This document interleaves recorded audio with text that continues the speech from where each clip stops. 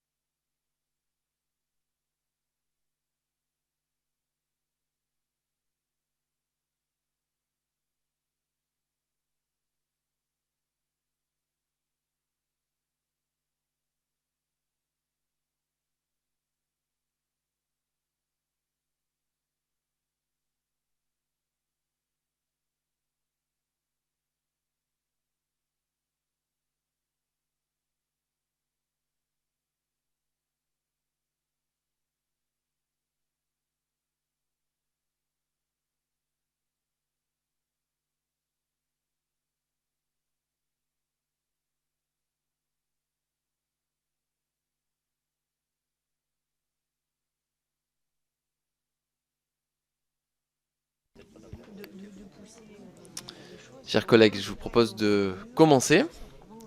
En préalable à nos travaux, je souhaite tout d'abord vous souhaiter à vous, à vos proches, à vos collaboratrices et collaborateurs, une très bonne année 2023, une année riche pour notre commission et puis plein de projets dans vos diverses circonscriptions. Merci en tout cas pour le travail que nous avons d'ores et déjà réalisé ensemble en 2022. Le premier point de notre ordre du jour est consacré à la présentation du rapport sur le contrôle de l'application de la loi du 22 août 2021 portant lutte contre le dérèglement climatique et renforcement de la résilience face à ses effets, dite climat et résilience. Je rappelle qu'il s'agit d'un exercice prévu par l'article 145 alinéa 7 de notre règlement qui porte sur le contrôle de la mise en application de la loi. Il s'agit donc d'une démarche d'évaluation, et j'insiste bien, d'évaluation de son impact qui intervient à un horizon plus éloigné. Je rappelle aussi que lors de sa discussion, le projet de loi climat et résilience avait été renvoyé à une commission spéciale en raison de son caractère transversal.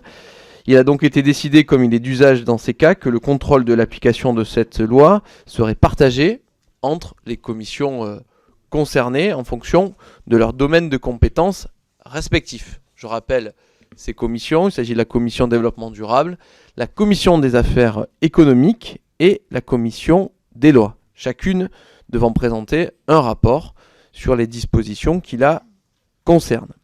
Nous avons bien entendu désigné deux co-rapporteurs, Monsieur Sylvain Carrière et Madame Laurence Maillard-Meignery. Je rappelle que Madame Laurence Maillard-Meignery était présidente de cette commission spéciale. Et sans plus attendre, je vais donc leur laisser la parole pour nous partager les travaux d'évaluation de cette loi. Monsieur Sylvain Carrière, la parole est à vous. Merci Monsieur le Président. Chers collègues, notre commission du développement durable et de l'aménagement du territoire nous a désigné le 21 septembre dernier, ma collègue Laurence Maillard-Meignery et moi-même, co-rapporteurs d'une mission d'information sur la mise en application de la loi du 22 août 2021, dite loi climat et résilience. Plus d'un an après la promulgation de cette loi, cette mission était nécessaire au regard du nombre d'articles importants de celle-ci.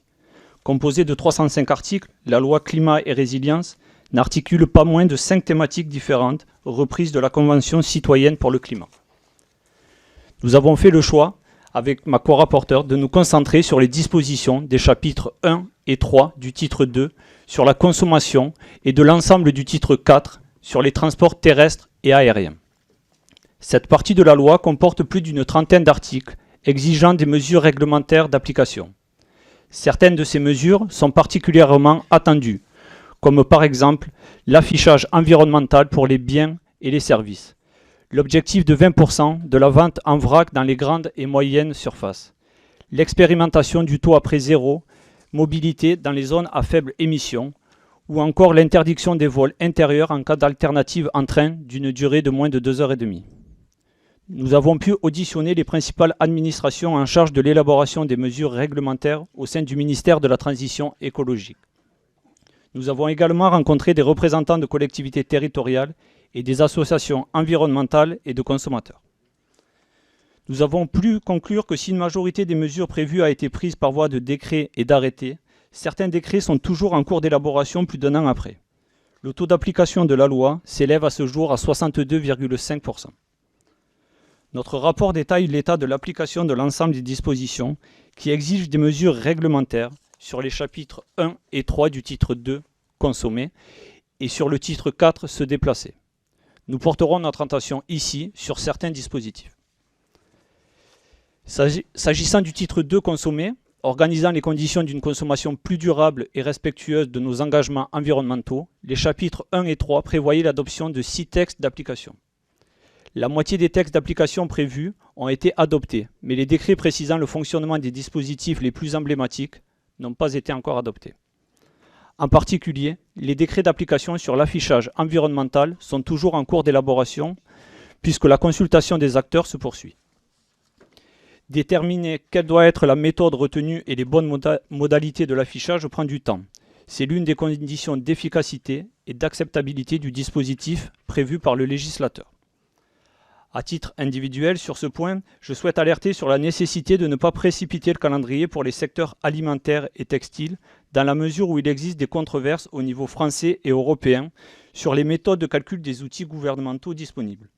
Je veux également rappeler que l'analyse en cycle de vie mise en avant pour le futur affichage n'est pas conforme aux politiques publiques environnementales de résilience, de relocalisation et de sobriété et ne permet pas de lutter contre le greenwashing. En effet, l'agriculture conventionnelle obtient de meilleurs scores que l'agriculture biologique française. Les pesticides, la biodiversité et le bien-être animal ne sont également pas pris en compte.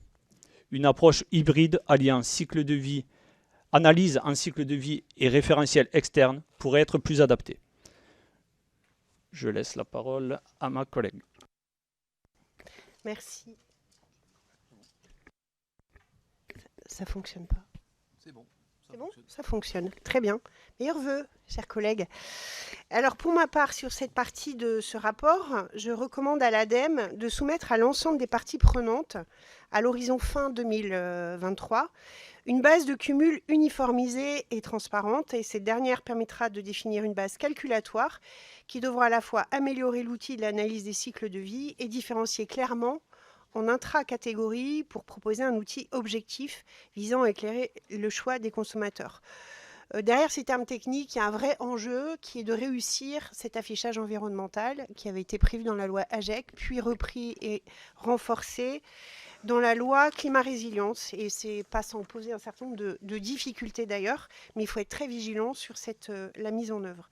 Donc sur l'objectif de 20% des surfaces de vente consacrées à la vente en vrac d'ici 2030 dans les grandes et moyennes surfaces, la DGCCRF, donc Direction générale de la concurrence, de la consommation et de la répression des fraudes, a mené des consultations auprès des professionnels et le décret attendu pour 2023 devrait déterminer les modalités de calcul des surfaces de vente. Il devrait également préciser l'application à certains secteurs d'activité plus réticents, comme les cavistes et les entreprises de cosmétiques. L'expérimentation de 3 ans destinée à évaluer les modalités de développement de la vente en vrac dans les commerces de moins 400 m² sera lancée par la Direction générale de la protection des risques après la publication du décret. S'agissant du titre 4, visant à améliorer l'empreinte écologique liée aux activités de transport, une grande majorité des décrets et arrêtés prévus sont parus. Le taux d'application de la loi sur ce titre apparaît plutôt satisfaisant. Et donc c'est le cas par exemple de l'obligation pour les plateformes de livraison de marchandises de respecter une part minimale de vélos ou véhicules à très faible émission qui a été fixé par un décret paru en avril dernier avec un objectif de 100% du parc utilisé à l'horizon 2030. Toutefois, plusieurs dispositifs d'importance prévus au sein du titre 4 de la loi demeurent encore inopérants en l'absence de mesures réglementaires prévues. Cette réserve concerne notamment l'expérimentation du prêt à taux zéro mobilité dans certaines zones à faible émission prévues par l'article 107 de la loi. Nous avons choisi d'y consacrer plusieurs auditions avec mon collègue Sylvain Carrière. À ce jour, cette expérimentation n'apparaît pas complètement satisfaisante. Le décret devant fixer les modalités de calcul de la réduction d'impôt pour les distributeurs du prêt à taux zéro n'est toujours pas paru, alors que l'expérimentation aurait dû commencer dès le 1er janvier 2023, comme le prévoit la loi. Il faudra vraisemblablement attendre le second semestre 2023 pour le lancement effectif de l'expérimentation. Plus largement, le décret qui précise les modalités de l'expérimentation paru en avril dernier retient des conditions de ressources relativement restrictives pour accéder à ce PTZ, sans prévoir de garantie pour le prêteur. Et ça, je fais écho aussi aux propos et aux souhaits de certains de nos collègues dans cette commission. Il ressort des auditions qu'il faudrait faire garantir le PTZ par l'État et élargir le ciblage aux 7 premiers déciles de revenus.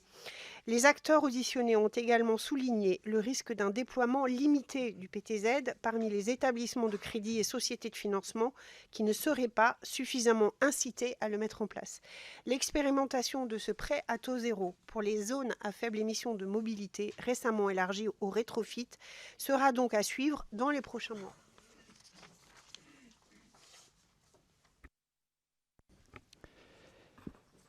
L'expérimentation des voies de circulation réservées à certains véhicules pour desservir les zones à faible émission prévues par l'article 124 fait également toujours l'objet de travaux préparatoires. Elle ne pourra pas démarrer avant le second semestre 2023. À titre individuel, je tiens à préciser à propos du déploiement des zones à faible émission que nos auditions avec des représentants des métropoles concernées nous ont alertés sur le réel manque d'homogénéisation du dispositif sur le territoire national. Cela concerne notamment les dérogations, les modalités de contrôle du dispositif et le choix d'intégrer ou non au périmètre des ZFE les grandes voies ou rocades périphériques qui sont une source de pollution majeure. Il convient d'homogénéiser et d'harmoniser davantage la mise en œuvre du dispositif d'une ZFE à l'autre pour le rendre plus lisible et prévisible. Un dispositif clair et compris est un dispositif mieux accepté et donc plus efficace. Nous recommandons également l'établissement d'un document de suivi et de pilotage pour chaque métropole, afin de mieux encadrer le calendrier de mise en œuvre des ZFE sur le territoire national. Deux autres dispositifs prévus par le titre 4 se déplacer nécessitent encore la publication de mesures réglementaires. Il s'agit du droit d'accès des autorités organisatrices de la mobilité aux données de déplacement sur leur territoire prévues par l'article 109. L'élaboration du décret soulève des problématiques juridiques majeures relatives à la protection des données et n'est donc pas attendue avant plusieurs mois. Le dispositif finalisé pourrait avoir une portée réduite. C'est le cas aussi du dispositif incitatif à l'installation de bornes de recharge dans les immeubles collectifs, prévu par l'article 111, qui nécessite encore la publication de 2 arrêtés supplémentaires pour être opérationnels.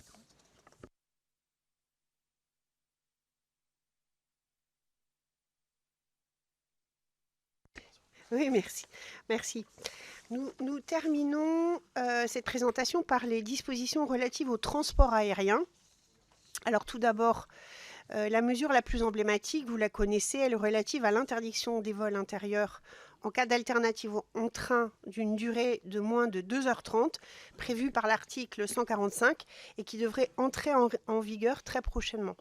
La Commission européenne, après avoir suspendu l'adoption du premier projet de décret en décembre 2021, a finalement donné son accord à un deuxième projet de décret le 1er décembre 2022, donc il y a à peine un mois. Ce projet était soumis à la consultation du public jusqu'au 10 janvier 2023, donc c'est-à-dire hier soir. Il prévoit que les trajets en train doivent concerner des gares desservant les mêmes villes que les aéroports considérés, qu'ils doivent être effectués sans changement de train entre ces deux gares, qu'ils doivent être prévus plusieurs fois par jour avec des fréquences suffisantes et des horaires satisfaisants, et enfin, qu'ils doivent permettre plus de 8 heures de présence sur place dans la journée. En pratique, sur la base de la desserte ferroviaire actuelle et du projet de décret, seules les 3 liaisons entre Paris-Orly d'une part et Bordeaux, Nantes et Lyon d'autre part seront interdites à tout transporteur aérien. D'autres liaisons comme Paris-Charles de Gaulle et Rennes et Lyon ou encore Lyon-Marseille n'ont pas été retenues, même si les trajets ferroviaires peuvent offrir des temps de parcours inférieurs à 2h30 dans la mesure où ils ne permettent pas d'accéder suffisamment fréquemment et suffisamment tôt le matin à l'aéroport de Paris-Charles de Gaulle ou de Lyon-Saint-Exupéry dans le cadre de la ligne Lyon-Marseille, ni d'en partir suffisamment tard le soir. La mise en place de nouvelles interdictions de vol suppose donc une amélioration de l'offre de services ferroviaires, notamment pour les besoins des correspondances. Outre cette disposition, 2 autres dispositions ont pu entrer en vigueur grâce à la publication des décrets d'application. Il s'agit tout d'abord de l'article 146 de la loi qui prévoit que les projets de travaux et d'ouvrages visant à créer ou agrandir un aéroport ne peuvent être déclarés d'utilité publique s'il en résulte une hausse des émissions de CO2. Cette hausse peut toutefois être compensée et le décret d'application définit clairement les projets de création ou d'extension de pistes d'aérodromes ou d'aérogares entrant dans le champ de l'article 146, ainsi que les émissions de gaz à effet de serre à prendre en compte. Toutefois, la portée de cet article est pour l'instant très limitée, puisqu'aucun projet de création d'extension de pistes ou d'aérogares nécessitant une déclaration d'utilité publique n'a été répertorié depuis l'entrée en vigueur du décret. La deuxième mesure pour laquelle le décret d'application a été publié est celle relative à l'obligation pour les compagnies aériennes de compenser les émissions de gaz à effet de serre générées lors des vols intérieurs prévus à l'article 147 de la loi Climat Résilience, les exploitants devaient ainsi compenser 50% de leurs émissions domestiques en 2022, puis 70% en 2023 et 100% de leurs émissions en 2024. Le décret d'application précise que doivent être privilégiés les projets d'absorption du carbone favorisant notamment le renouvellement forestier, l'agroforesterie ou encore l'agro-sylvo-pastoralisme. Un arrêté fixe le pourcentage minimum d'émissions réduites ou séquestrées par des projets situés dans l'Union européenne à 50% pour les émissions de 2024. Cet article 147 de la loi Climat Résilience ne soulève pas de difficultés d'application à ce stade, dans la mesure où les compagnies aériennes avaient anticipé l'obligation de compensation et que beaucoup d'entre elles avaient compensé déjà leurs émissions de manière volontaire. Enfin, la partie relative au transport aérien comportait plusieurs demandes au Parlement, de rapport au Parlement, notamment la mise en place d'un prix carbone acquitté par le transport aérien ou encore sur la lutte contre la vente à perte des billets d'avion. Nous regrettons qu'aucun de ces rapports n'ait été encore publié à ce jour. Chers collègues, nous vous remercions pour votre attention. Chers collègues, merci pour ce travail. Je vous propose d'en venir aux orateurs des groupes. Et pour le groupe Renaissance, la parole est à Lionel Cos. Monsieur le Président, Mesdames et Messieurs les rapporteurs, chers collègues, la loi du 24 août 2021 portant lutte contre le dérèglement climatique et le renforcement de la résilience face à ses effets, dite loi climat, a pour ambition d'opérer des changements majeurs dans nos modes de vie. Issue des travaux de la Convention citoyenne pour le climat, cette loi qui compte plus de 300 articles concerne tous les domaines de notre vie quotidienne, de notre manière de consommer, de nous déplacer, de nous nourrir ou encore de nous loger. Pour celles et ceux présents lors de la précédente législature, vous savez combien ce texte nous a mobilisés. Les députés, notamment ceux de la majorité, ont ainsi voté des mesures fortes et inédites pour faire entrer concrètement l'écologie dans nos vies. Je tiens d'ailleurs à saluer de nouveau l'implication de Barbara Pompili sur ce texte, de la présidente de la commission spéciale chargée de son examen, des rapporteurs dont j'ai eu l'honneur de faire partie et également tous les députés qui ont voté pour un texte d'action en faveur de la transition écologique. Ce rapport de la mission de contrôle de l'application de la loi climat et résilience porte donc sur la mise en application des dispositions du titre 2, mieux consommer, et celle du titre 4, se déplacer, pour un total de 73 articles. Le travail réalisé mérite d'être salué, puisque au-delà de la simple application ou non des dispositions, il permet d'en savoir plus sur les discussions en cours, les interrogations des différents acteurs et leur rapport sur des textes particulièrement techniques. Ce rapport nous permet également d'identifier la continuité des actions de la majorité présidentielle en faveur de la transition écologique. Sur ces deux titres, en effet, nous avons renforcé des objectifs plus anciens que nous avons adaptés à nos réponses face à l'urgence climatique. Ainsi, avec l'objectif de 20% de vente en vrac dans les commerces de plus de 400 mètres carrés, ou encore avec une meilleure amélioration de l'information des consommateurs, on constate une continuité avec la loi AGEC de 2020. Le titre 4, relatif au transport, illustre également cette filiation à travers plusieurs mesures d'application concernant les zones à faible émission mobilité, introduit dans la loi d'orientation des mobilités de 2019. On le voit, les dispositions votées en 2021 font partie d'une volonté présente depuis 2017 des députés Renaissance de lutter contre le changement climatique grâce à des mesures justes et ambitieuses. Malgré la complexité de la mise en œuvre de cette loi qui mobilise de nombreuses directions au sein des différents ministères, je suis heureux de constater dans ce rapport que 62,5% des mesures prévues sur ces 73 articles ont été appliquées. Les autres concernant par exemple l'objectif d'une suppression progressive de l'avantage fiscal sur la TICPE ou encore l'expérimentation de 3 ans des voies de circulation dédiées à certains véhicules sur les routes desservant des ZFE nécessitent des discussions supplémentaires et un travail approfondi pour les concrétiser. Donc les députés Renaissance peuvent se satisfaire de ce premier bilan de l'application d'une loi ambitieuse. Ils continueront à veiller à sa bonne application et à se mobiliser pour faciliter sa mise en œuvre sur l'ensemble de nos territoires. Merci, chers collègues. Bon, on peut faire preuve d'un peu de sympathie en ce début d'année. Et donc c'était effectivement 2 minutes, chers collègues. Et donc je laisse la parole au Rassemblement national. Et il est clair que je laisserai un peu plus de temps si vous souhaitez intervenir au-delà des 2 minutes. Il me semble que c'était Pierre Meurin qui voulait Oui. prendre la parole. Merci, Monsieur le Président, Madame, Monsieur les co-rapporteurs, chers collègues. Alors, votre rapport est très dense sur la loi climat et résilience et m'a nécessité un angle d'attaque, et c'est tout à fait par hasard que vous avez attiré mon attention sur les ZFE. Bon. Et notamment, page 17 de votre rapport, vous soulignez les limites du prêt à taux zéro, qui est supposé être la mesure sociale d'accompagnement de la conversion des véhicules les plus anciens, et il est notamment noté que ce prêt à taux zéro n'est accessible qu'aux familles dont le revenu fiscal de référence est inférieur à 14 000 euros, et vous soulignez également les limites des possibilités de prêt, parce qu'évidemment, à défaut de garantie, les banques sont réticentes effectivement à prêter. Ceci étant dit, cela signifie que l'effet de cette aide est très limité, et donc on en revient à cette transition écologique qui est aujourd'hui inaccessible aux plus modestes et aux Français des zones rurales. Et soulignant toutes ces difficultés, en réalité, ça revient aussi à la mission flash de messieurs Millienne et monsieur Le Seul, rien ne va dans les zones à faibles émissions, dont on voit un calendrier qui nous arrive en pleine figure, puisque les verbalisations ont déjà commencé, alors que aucune mesure d'accompagnement, aucune mesure sociale ne permet aux Français les plus modestes de changer leur véhicule. Donc aujourd'hui, une transition écologique s'installe contre les Français les plus modestes, contre les Français des zones rurales qui, demain, ne pourront plus entrer dans les villes, ne serait-ce que, par exemple, pour un rendez-vous médical, alors que, on le sait bien aujourd'hui, les petits villages ont été largement dévitalisés et se sont vus absorbés par les métropoles, leurs services de proximité, leurs services publics, leur commerce, leur bassin d'emploi et leurs professionnels de santé.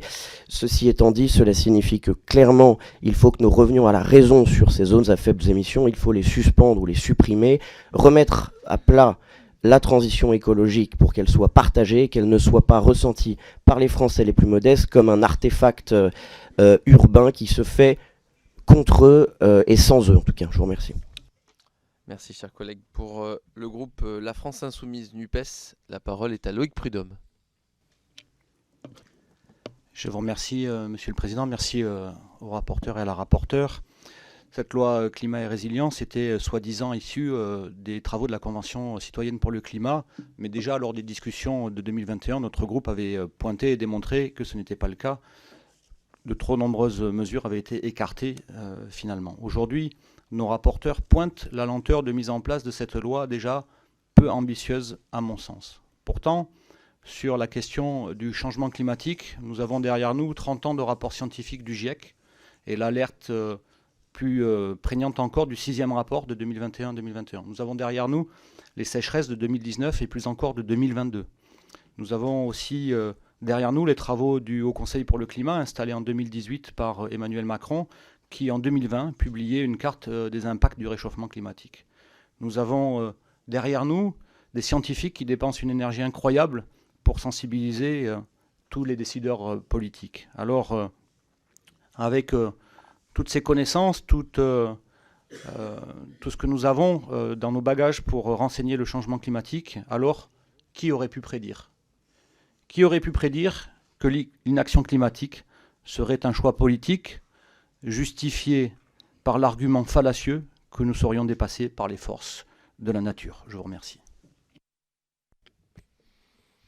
Pour le groupe Les Républicains, la parole est à Emmanuel Maquet. Merci, Monsieur le Président, Mesdames et Messieurs les rapporteurs, mes chers collègues. L'une des mesures phares de la loi climat et résilience prévoyait d'élargir l'obligation de mise en place des ZFE à une trentaine d'agglomérations de plus de 150 000 habitants d'ici le 31 décembre 2024. Décembre 2024, c'est demain. Le texte prévoyait notamment la publication d'un décret précisant les conditions de dérogation à la mise en place de ces zones. Celui-ci vient d'être publié le 23 décembre. Nous n'y voyons pas, bien entendu, de lien avec la proposition de loi du groupe RN visant à supprimer les ZFE qui sera examinée ce jeudi matin. Vous l'avez constaté comme nous, ces conditions de dérogation sont tellement strictes que seule une dizaine d'agglomérations, au mieux, pourraient y échapper à la mesure en passant sous le seuil de dioxyde d'azote choisi par le gouvernement. La possibilité de mettre en œuvre des mesures alternatives efficaces, opportunités intelligentes ouvertes par la loi afin de rendre la politique d'amélioration de la qualité de l'air dans nos villes un peu plus supportable pour les Français, sera malheureusement inapplicable tant le décret est peu précis sur le sujet. On est en plein dans le en même temps. Le législateur accorde d'une main des dérogations pour mettre en scène sa capacité d'écoute vis-à-vis des Français et veille de l'autre à ce qu'elles soient inapplicables pour ne pas être accusé de sacrifier la santé des habitants des villes à un moment.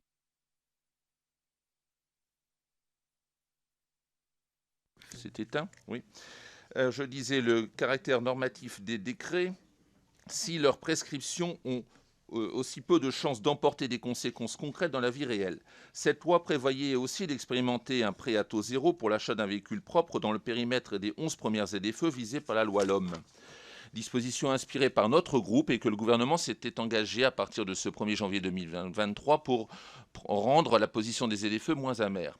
Un décret a effectivement été publié le 22 avril dernier, mais comme l'indiquent les rapporteurs, dans des conditions tellement restrictives que l'on peut douter de son efficacité réelle, un plafond de revenus fixé à 14 000 € qui exclut par exemple les personnes seules vivant au SMIC, un montant de prêt maximum de 30 000 € qui laisse un reste à charge trop lourd, pas de garantie de l'État, on voit que les banques ne se précipiteront pas sur ce nouveau produit financier. Plus grave, le dispositif est inapplicable tant que le décret prévoyait les crédits d'impôt pour compenser les intérêts non perçus par les banques n'est pas publié. Avec des conséquences fâcheuses, comme on l'a vu en juillet dernier, puisque la poursuite du calendrier de mise en place des ZFE sur la métropole du Grand Paris a capoté à cause de ce fameux retard à l'allumage. Le président Bernard Accoyer a ainsi sonné l'alerte, avertissant que l'État à l'échéance du 31 décembre 2024 ne serait pas tenable si le calendrier des mesures d'accompagnement n'était pas lui-même tenu.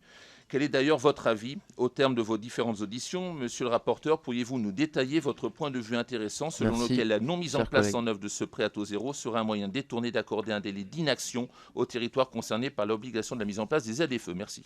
Merci, chers collègues. Pour le groupe démocrate, modem et indépendant, la parole est à Aude Luquet. Merci, Monsieur le Président, Madame la rapporteure, Monsieur le rapporteur, mes chers collègues. Le rapport que vous avez présenté m'amène à mettre en exergue 2 points. Le premier sur notre consommation, le second sur nos déplacements. Concernant l'affichage environnemental pour les consommateurs, vous soulignez les enjeux et les difficultés pour arriver à un indicateur qui fournisse l'information la plus juste possible.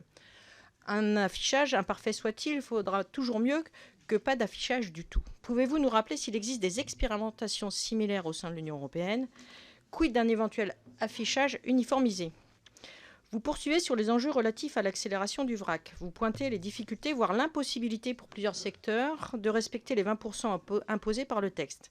Il semble important que le décret d'application s'adapte aux réalités du terrain afin de ne pas faire de cette obligation la cause d'un plus grand gaspillage. Quand le vrac est impossible, il m'apparaît nécessaire en contrepartie d'agir plus fortement contre le suremballage ou en faveur d'emballages plus durables. Les progrès à faire sont encore nombreux en la matière. Concernant les enjeux liés à nos déplacements, vous revenez notamment sur les ZFE et le transport aérien. Le sujet ZFE a été longuement évoqué par mes collègues. Effectivement, il faut absolument élargir la base éligible, notamment au PTZ, si nous voulons faire de la transition écologique une chance et non pas une contrainte insurmontable.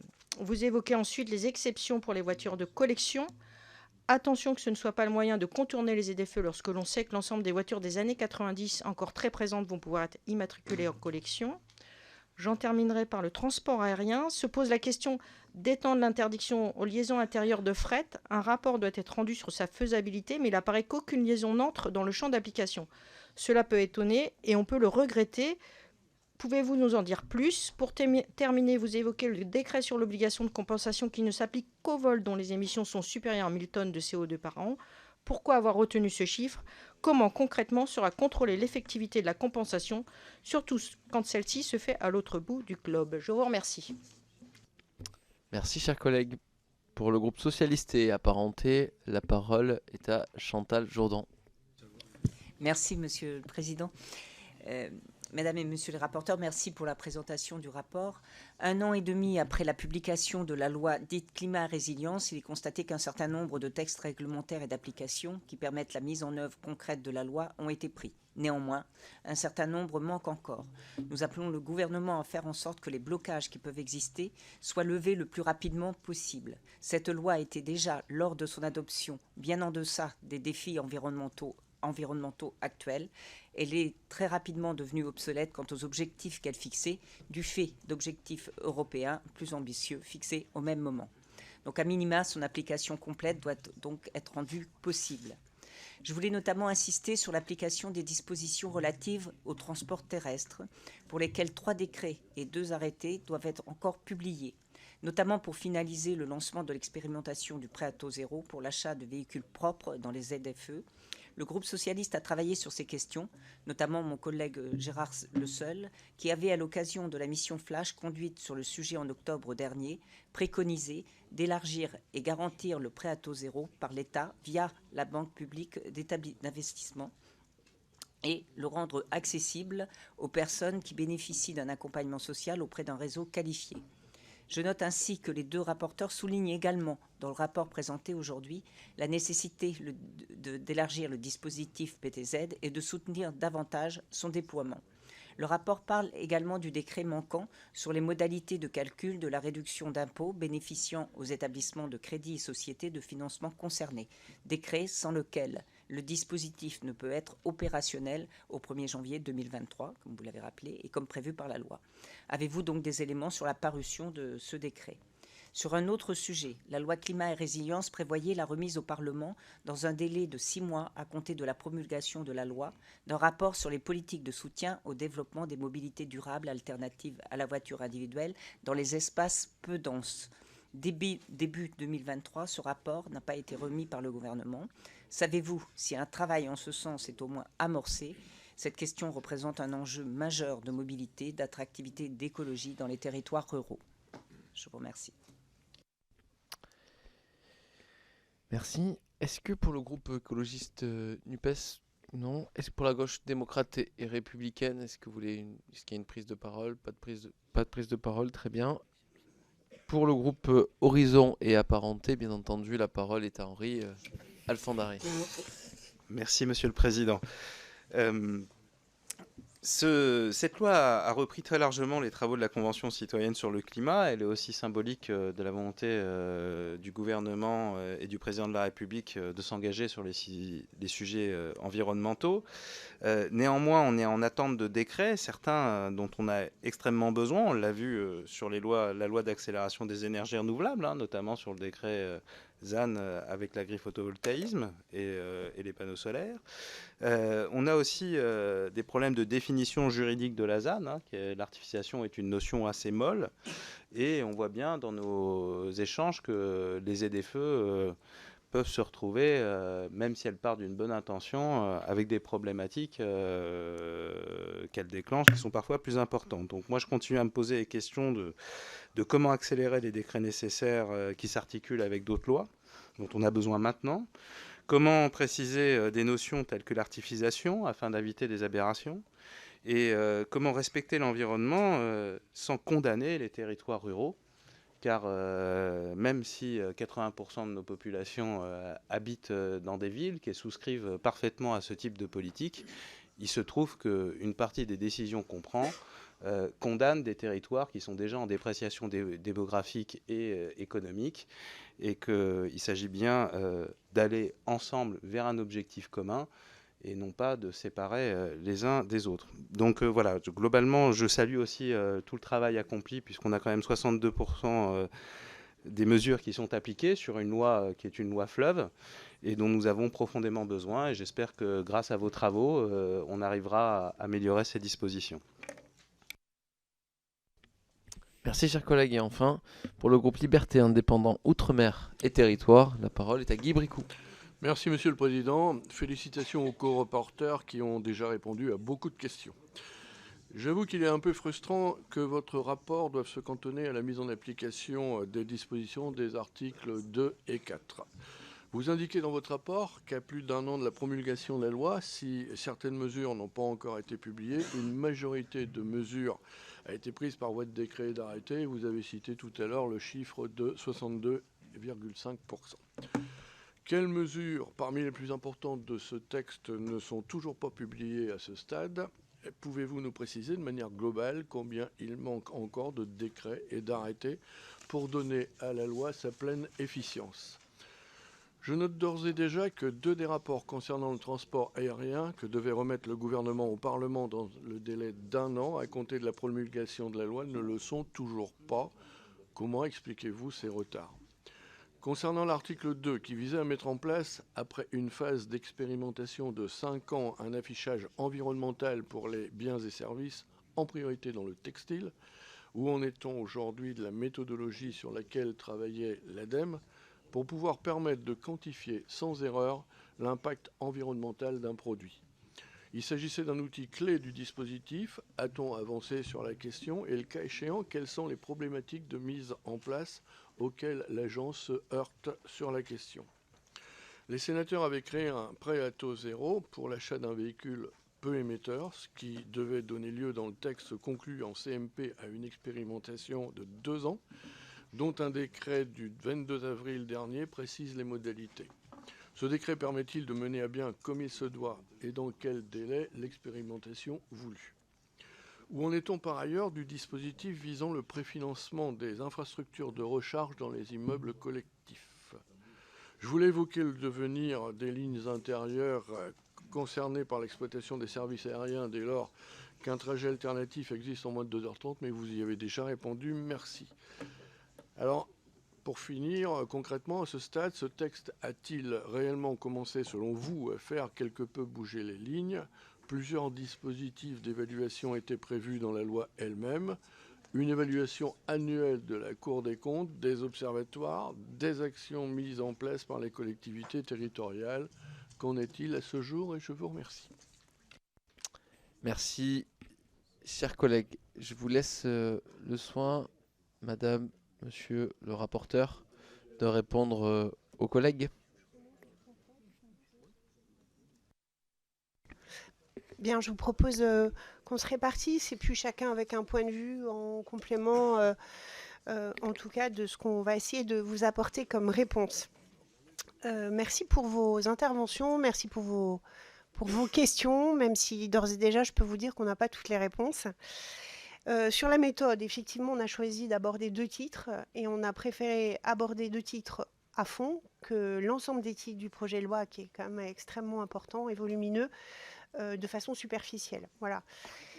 Mais ça n'empêche qu'on pourrait continuer, et c'est de notre devoir de parlementaire que de contrôler non seulement la mise en œuvre et l'action du gouvernement, et je pense qu'on serait bien avisé de continuer à le faire, notamment, et ça je le précise parce qu'on a été un certain nombre d'entre nous à suivre les travaux de la loi Climat Résilience, sur l'écocide, sur l'évaluation de la loi, et notamment les filières qui s'étaient engagées à donner un certain nombre de...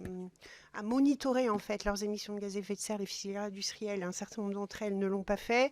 Voilà, il y a quand même beaucoup de points qui sont encore à l'étude et devant être approfondis et mis en œuvre. Bon, je rappelle quand même, c'est une loi qu'on a votée en 2021. Entre-temps, bon, il y avait quand même un peu de retard pris à cause du Covid et un certain nombre d'autres choses, mais on reste très vigilant sur la mise en œuvre. Donc, notre frustration, elle est la même, en fait, de n'avoir pu qu'étudier 2 titres. Mais en tout cas, tout est très clair dans le rapport.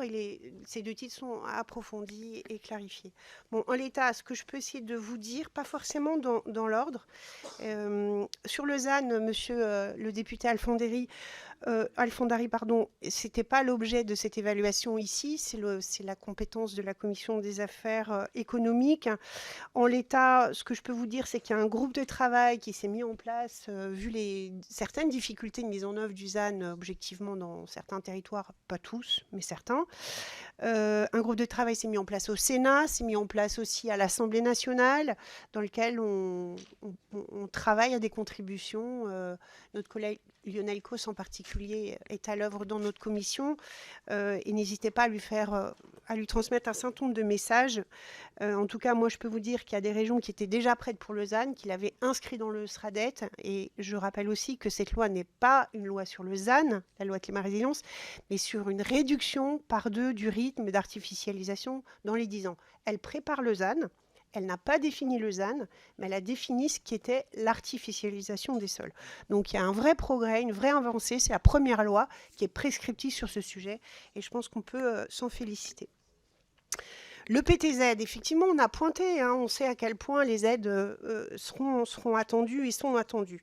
Donc, Actuellement, c'est les 5 premiers déciles de revenus qui sont ciblés. Nous, on se dit qu'il faudrait les augmenter pour avoir un spectre un petit peu plus large. Il y a d'autres aides substantielles, il ne faut pas les oublier, monsieur le député Morin. Il ne faut pas oublier qu'il y a la prime à la conversion, le bonus écologique, la prime en ZFE.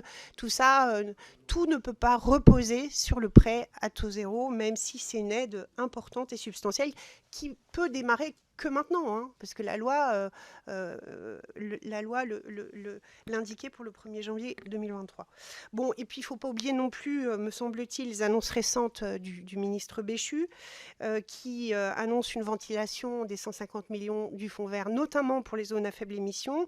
Paris, Lyon, Marseille et Rouen seraient dotés de 15 millions d'euros, hein, puisque c'est a priori les seuls qui dépassent, les villes qui dépassent les seuils, dont je dis... Encore une fois, là, je reprends ma casquette de parlementaire, pas de rapporteur forcément, mais les ZFE, ce n'est pas une disposition anti-voiture, c'est contre la pollution de l'air, ce qui est quand même pas tout à fait la même chose, ça peut avoir des convergences. Les ZFE, on a du retard en France, on a des seuils d'alerte sur la pollution de l'air, c'est la santé des Français. Je pense qu'on ne peut pas prendre le sujet à la légère. Il faut qu'on avance, il faut qu'on soit à l'écoute des collectivités qui sont partie prenante, en tout cas, pour les mettre en œuvre. Il y a une campagne nationale qui a été annoncée également dans les annonces du ministre Béchu au 2e trimestre 2023. Concernant, globalement, c'est pas forcément dans l'ordre, pardonnez-moi. Globalement, le niveau d'application de la loi, il y a 7 décrets et 2 arrêtés en attente de publication en cours de concertation. 13 décrets et 2 arrêtés ont d'ores et déjà été publiés. Le taux d'application s'élève à 62,5% pour cette loi-là, et je pense que c'est plutôt satisfaisant. On ne peut pas dire que voilà, on a connu des taux un tout petit peu plus, un peu moins positifs. J'aurais envie d'ajouter quoi sur l'affichage environnemental, peut-être je laisserai Sylvain en tout cas en parler. Le transport terrestre, oui, pardon, Aude Luquet, notre collègue du MoDem, sur le transport aérien. Le rapport pour étendre l'interdiction au fret n'est pas publié. Le retard pris sur la mesure d'interdiction pour le transport de passagers a eu aussi un certain nombre de conséquences. Et puis, le refus de la Commission européenne sur le premier projet de décret nous a fait prendre un certain nombre de retards. Donc, la DGAC a indiqué se concentrer sur la première mesure passager, dans un premier temps, avant d'envisager l'extension au fret.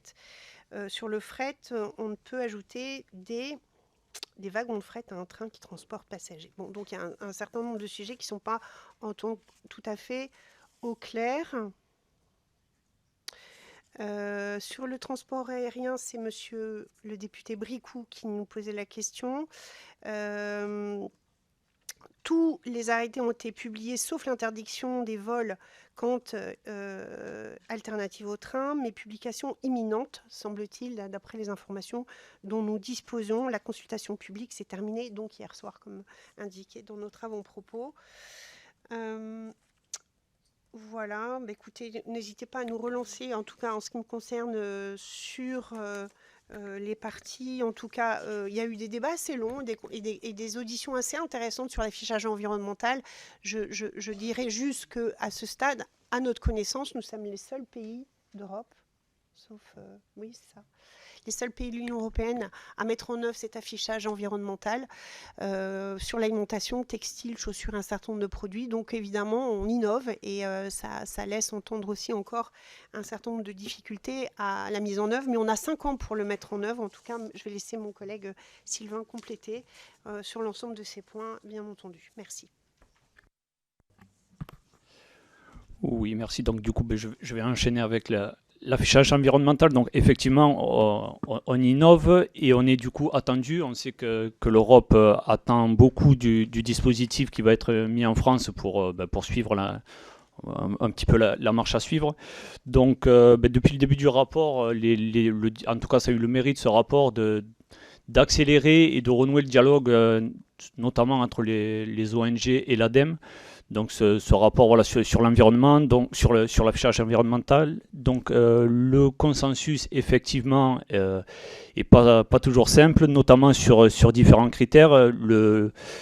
l'affichage actuel valorise l'agriculture conventionnelle, par exemple, par rapport à l'agriculture biologique. Donc effectivement, il y a ces méthodes-là qui sont encore en discussion, et c'est pour ça qu'on a pris la décision vraiment par rapport à ces différents échanges de mettre en avant, de ne pas se presser. Et effectivement, même si on dit qu'un affichage c'est toujours mieux que rien, effectivement, mais vraiment de prendre le temps et les 5 ans nécessaires pour arriver vraiment à un affichage qui ne trompe pas le consommateur, puisque le but de cet affichage, c'est qu'au premier regard sur un produit, le consommateur soit aiguillé.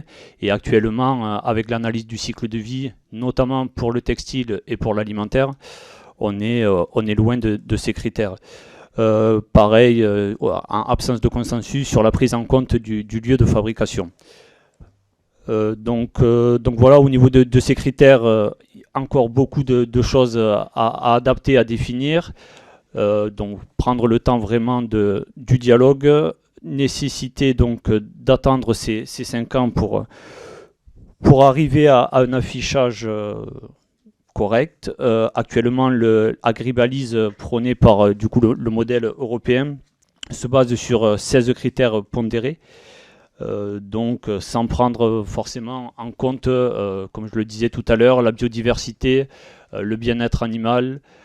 Donc voilà pour ce que je pouvais dire sur l'affichage environnemental. Donc prendre le temps pour vraiment avoir un affichage précis. Pour les transports, là aussi, les différentes auditions sur les ZFE nous ont permis de mettre en avant un problème majeur, c'est le développement. Toutes les métropoles s'accordent à dire, comme nous, je pense ici, que le but de réduire les pollutions, on est tous d'accord, mais c'est surtout les alternatives. Et effectivement, ce qui est souvent pointé par les métropoles, c'est le manque d'alternatives et de mobilité douce. Donc ce rapport, on peut l'espérer en tout cas, va permettre d'accélérer là aussi les mobilités douces et les différentes alternatives dans les différentes métropoles pour les ZFE. En tout cas, même si c'est frustrant effectivement, puisque ce rapport est sur certains articles, il aura eu, je pense, le mérite d'accélérer les choses et de ne pas attendre 5 ans pour faire un bilan. On n'a pas réussi à atteindre les objectifs. Donc, effectivement, il y a encore beaucoup de travail et des décrets en attente. Mais ce bilan d'étape au bout d'1 an et demi nous permet déjà de savoir là où il faut appuyer pour pouvoir accélérer. Et notamment, je pense là au VRAC, où les différentes auditions nous disaient souvent, on sait très bien qu'en 2030, ça va être difficile, voire impossible. L'avantage de faire ce constat-là aujourd'hui, c'est de nous dire qu'il reste 3 ans et demi pour vraiment mettre les moyens pour atteindre ces objectifs des 20% pour l'année 2030. Je me permets juste que vous pourrez lire en page 7 du rapport qui va être soumis à vos votes sur l'affichage environnemental, parce que c'est un sujet important. Vous voyez que la France est le premier pays européen à mettre en place un affichage environnemental. Il y a une forte attente des consommateurs. Par exemple, le Nutri-Score, c'était vraiment une initiative française, une innovation française portée au niveau européen en tant qu'expérimentation, parce que l'affichage, c'est une compétence de l'Union européenne.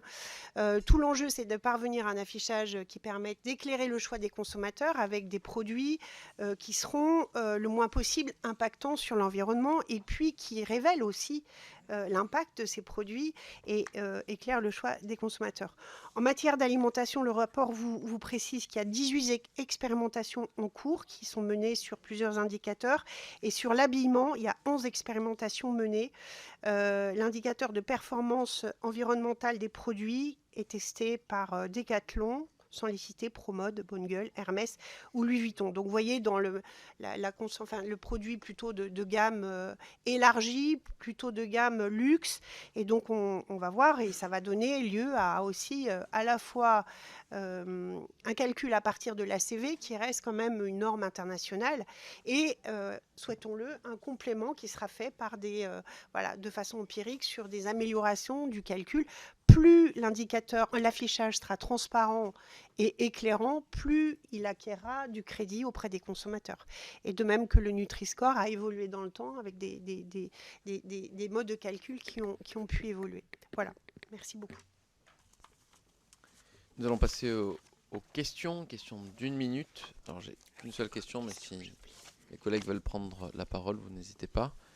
La parole est à Jean-Louis Bricou.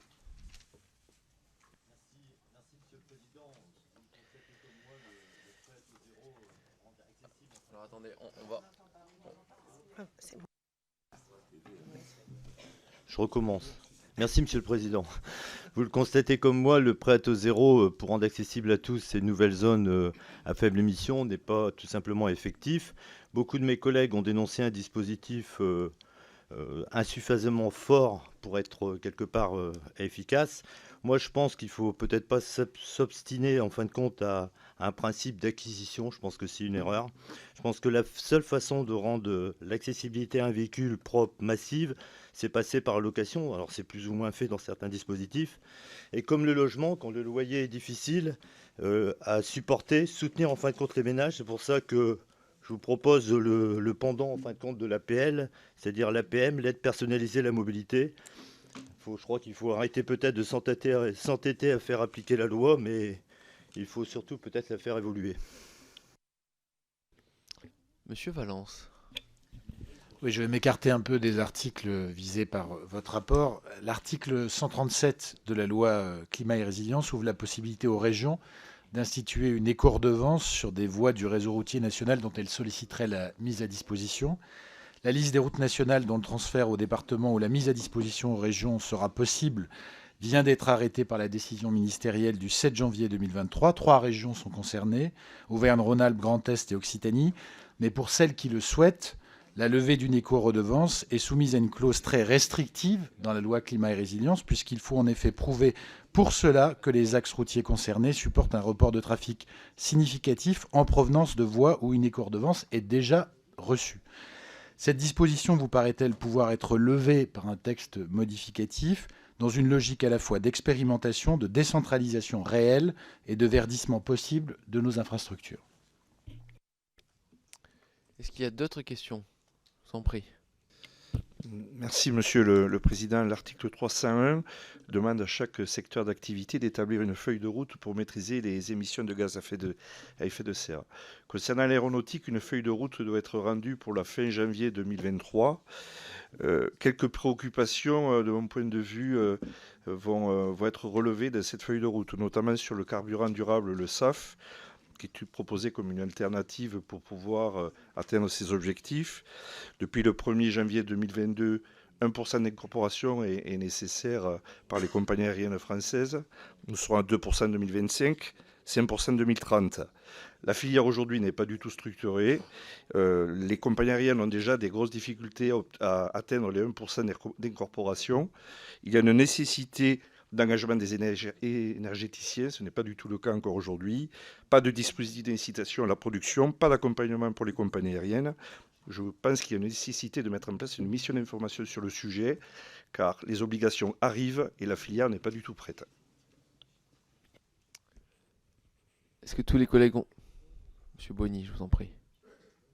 Merci Monsieur le Président, chers collègues. Monsieur le rapporteur, la loi Climat et Résilience ajoutait dans son article 111 un dispositif incitatif de financement des coûts d'installation de bornes de recharge électrique dans les résidences collectives, ainsi qu'un mécanisme de décision à la majorité simple des copropriétaires réunis en Assemblée générale.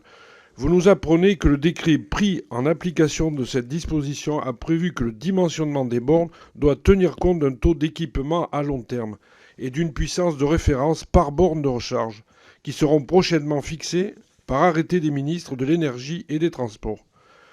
Pouvez-vous donc nous préciser comment le gouvernement envisage de déterminer ces valeurs, notamment celles sur le taux d'équipement à long terme? Merci.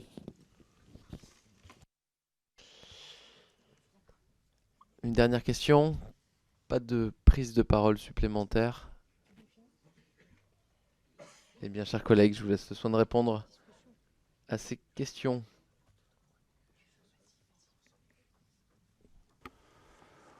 Oui, donc pour préciser pour le taux après zéro, donc en cas d'une location, donc LLD ou LOA, le prêt à taux zéro est éligible jusqu'à 10 000 euros. Donc pour préciser à ce niveau-là. Concernant les ordonnances, donc du coup, monsieur le député Valence, l'ordonnance est en cours d'élaboration sur la taxe sur les poids lourds. Et pas d'infos par contre précises à ce stade d'avancée des travaux.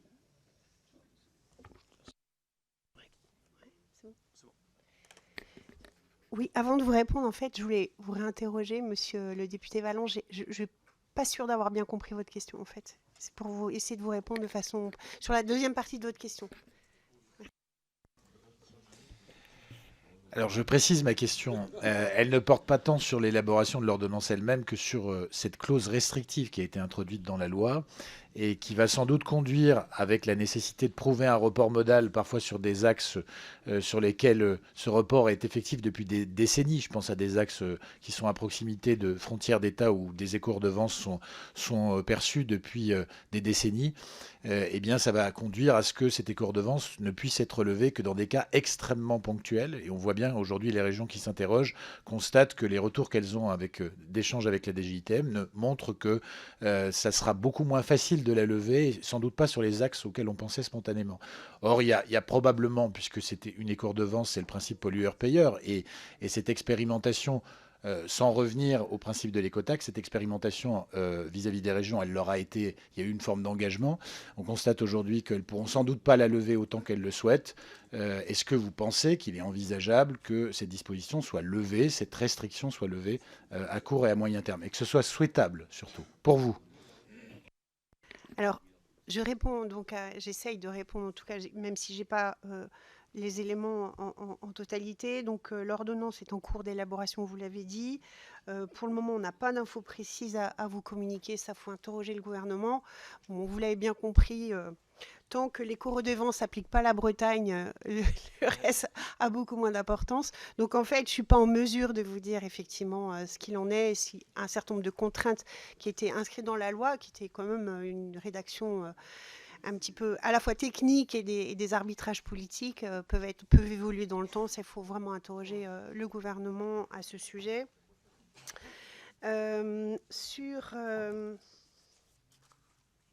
Pardon. Alors, sur la question du député Topiac, monsieur le député, le taux d'incorporation des biocarburants, l'objectif n'est pas atteint. Donc, vous souhaitez une création d'une mission d'information à ce sujet. Donc, juste pour vous informer que EasyJet a atteint les objectifs d'incorporation, pour information. Mais souligne qu'il y a une offre très insuffisante. Et comme vous l'avez rappelé, donc il y a un appel à projet qui a été lancé dans le cadre du plan France Relance, donc une enveloppe de 200 millions d'euros. Et à cela s'ajoute le volet aéronautique du plan France Relance avec des aides prévues, bien entendu, à accentuer. Il y a eu, peut-être en référence aussi l'avis budgétaire de notre collègue Damien Adam. Voilà, mais vous avez raison de pointer ces difficultés. Par rapport aux ZFE, moi je rejoins les remarques de notre collègue Guy Bricout, et d'autant plus qu'en fait, c'est dans le projet du président de la République, il y a ce projet de leasing social auquel on tient beaucoup, notamment pour être déployé dans les zones à faible émission, notamment pour les personnes qui disposent de petits revenus. Donc c'est une mesure qu'on a hâte de voir mise en place et qu'on va soutenir dans sa mise en œuvre, j'espère, sans trop de retard. Concernant notre collègue Bonny, les coûts d'installation des bornes dans